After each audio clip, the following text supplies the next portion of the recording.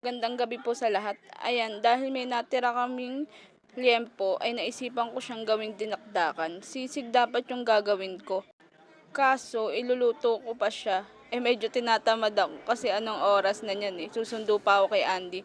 Kaya naisipan ko na lang siyang gawing dinakdakan. Doon sa magiging sauce niya, ipinagsama-sama ko lang yung mayonnaise, kalamansi, paminta. Tapos nag-add din ako ng konting toyo para medyo magkakulay siya. Pasensya na nga pala kayo kung medyo may maingay kayo maririnig na background dyan. May nagbabako kasi dun sa labas sa may kalsada.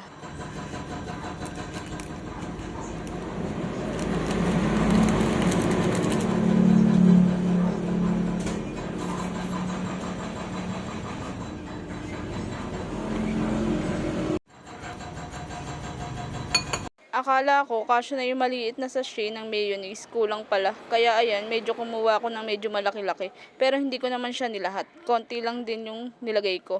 Pandagdag lang.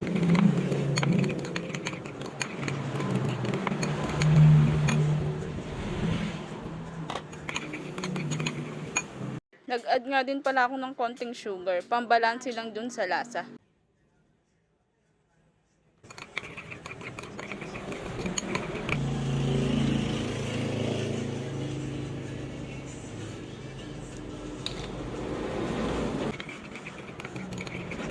Pagkatapos ko dun sa sauce na aking gagamitin, ay kumuha na ako nitong tasa na paghahaluan ko.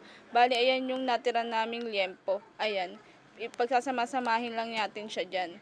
Yung siling pula, hindi ko muna ilalagay kasi pag nilagay ko, ay baka hindi kainin ng bunso ko. Baka maanghangan siya. Kaya ayan na lang muna yung ihahalo natin.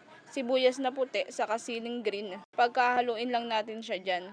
Tapos, ihahalo na din natin yung sauce dyan.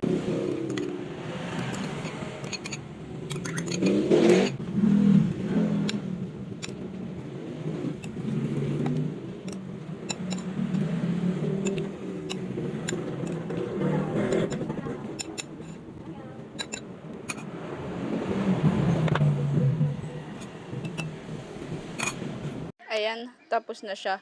Ayan nga pala ang version ko ng pork dinakdakan. Kain po tayo. Salamat sa panonood.